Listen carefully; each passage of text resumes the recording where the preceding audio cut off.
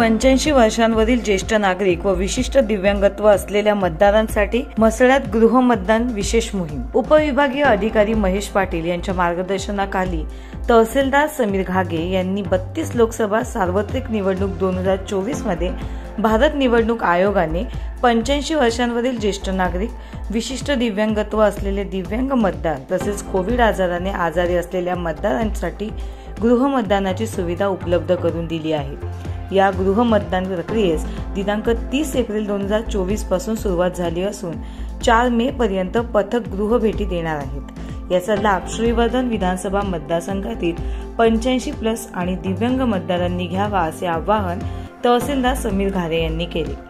85 वर्षांवरील ज्येष्ठ नागरिक, विशिष्ट दिव्यांगत्व असलेले दिव्यांग मतदार तसेच विविध आजाराने पीडित असलेल्या संबंधित मतदारांना नमुना नंबर 12D फॉर्म मतदार केंद्रस्तरीय अधिकाऱ्यांमार्फत वाटप करण्यात आले होते।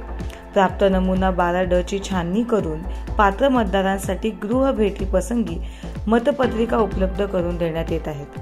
त्यासाठी मतदान पथके गठीत करण्यात आली असून सदर पथके पूर्वनियोजित कार्यक्रमानुसार म्हसळा तालुक्यातील मतदारांच्या घरी भेट देत असल्याचे समीर घागे यांनी यावेळी सांगितले।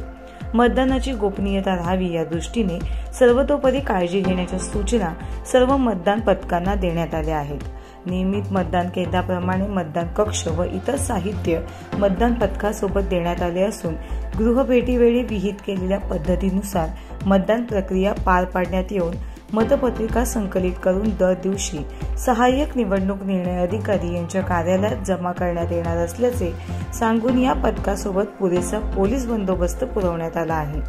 केंद्र शासनाच्या सेवेतील एक अधिकारी सूक्ष्म निरीक्षक म्हणून सदर पथकासोबत नियुक्त करण्यात आला आहे। यासाठी तहसीलदार समीर घागे यांच्यासह निवासी नायब तहसीलदार गणेश तेलंगे, महसूल नायब तहसीलदार धर्मराज पाटील, निवडणूक नायब तहसीलदार संध्या आंबोर्ले, मतदान अधिकारी नंबर 1 सलीम शहा, मतदान अधिकारी शेखर सोनूने, सूक्ष्म निरीक्षक सुरेश भुसराजूवाला, प्रकाश उगडे, सर्वजित उमाटे, म्हसळा तलाठी गोरखनाथ माने, तलाठी पांडुरंग कळंबे उपस्थित होते।